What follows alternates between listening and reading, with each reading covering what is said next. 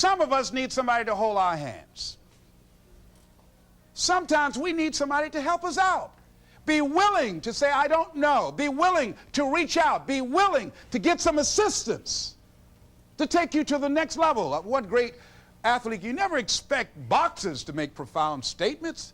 I think it was Joe Frazier who said this one. He says, all of us are like the blind man at some point in our lives standing on the corner, waiting for somebody to lead us across.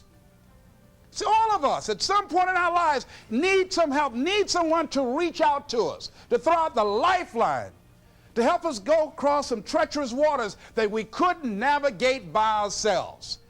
None of us do it by ourselves. All of us at some point in our lives. We need that kind of help. We need that kind of assistance because we grow from the people we have in our lives that can enrich our lives personally, professionally, spiritually, and all the dimensions of our lives. We don't grow in a vacuum. So as you look at yourself, what are the fears you have that maybe you need some help in strengthening yourself in that area? As you assess your strengths and your weaknesses, as you begin to approve yourself and your passions and your dreams and your goals and the things that you want, if you decide to experience all of your true potential, as you decide to manifest all of your greatness, as you decide, wait a minute, what else is available to me out here if I decided to experience the fear of rejection, the fear of no, the fear of failure, the fear of standing by myself? What else is available?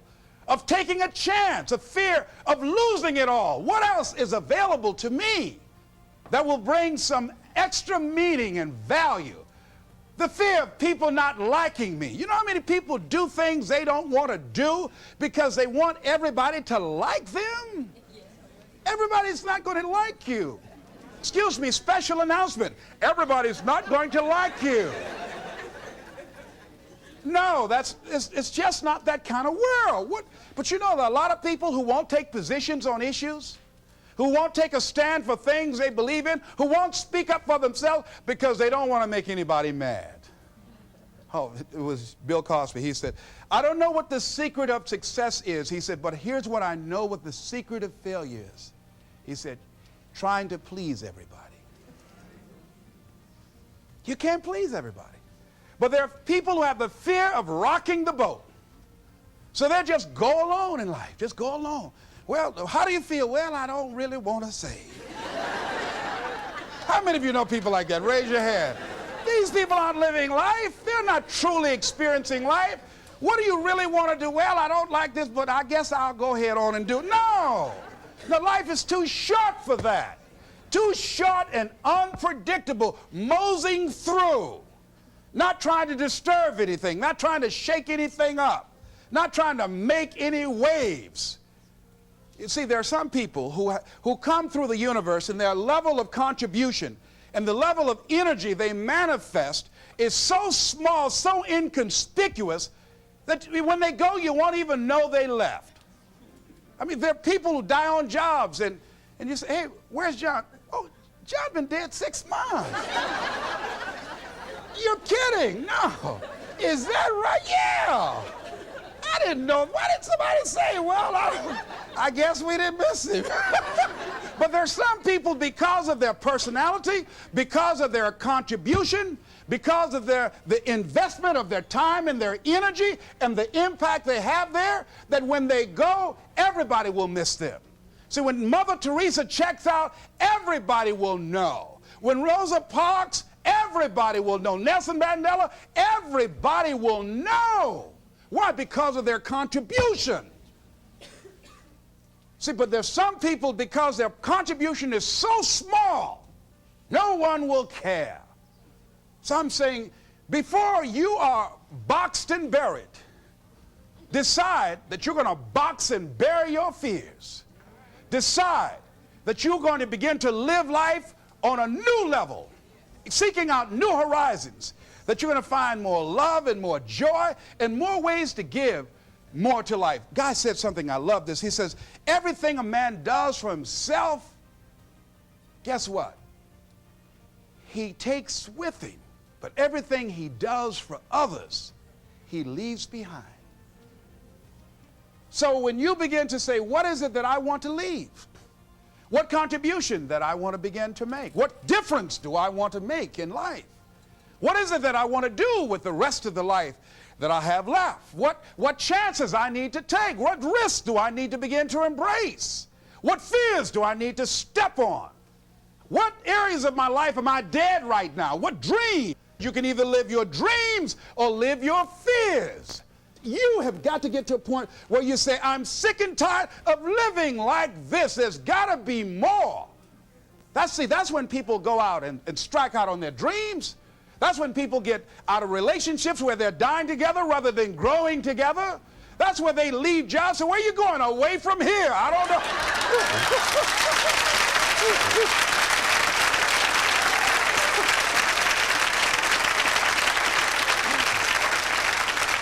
Do you have another job? No, I don't. How are you going to make it? I don't know, but I will. See, you will when you put yourself in that kind of situation. I'm reminded of two frogs that were hopping down the road, and they fell into a bottle of milk. And one was hopping up and down for a while, and he drowned. He just gave up. But this other frog just kept on kicking. He wouldn't give up. He just kept on kicking. And pretty soon he churned that milk into butter, and he walked on out.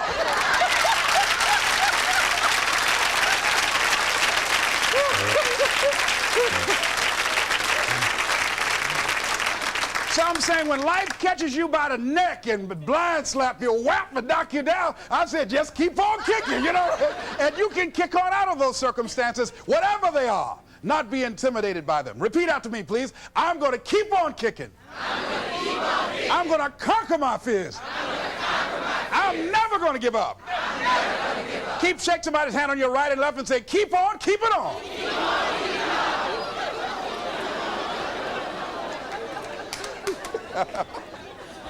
I tell you, one of the exciting things about life is you got to keep the child in you. Little children dream. We used to go to work with my mama, and we would be riding across Miami Beach. My brother and I would be arguing, that's my car. No, that's your car. That rutabaga over there. Oh, that's my house. Mama, tell him that's my house. I had that house yesterday. How many of y'all did that as kids? Raise your hand, But then after we become adults, life slaps you side the head a few times, and then you don't dream anymore, Bigger Thomas in the book, The Invisible Man, I think it was, he said, the impulse to dream has been slowly beaten out of me through the experience of life. And most people, ladies and gentlemen, have stopped living their dreams because of the lessons they've learned from life or things they've picked up, because we've only been born with two fears. The fear of a loud sound, or the fear of falling. And all the other fears are fears we learn, fears we pick up. Whatever you're scared of, your life, the value you brought to the planet, far more important than whatever you're afraid of. You're stronger. So as we begin to look toward the future and look at what will it take for us to break through those fears, one, acknowledging the fear, knowing it's all right, some fear is healthy.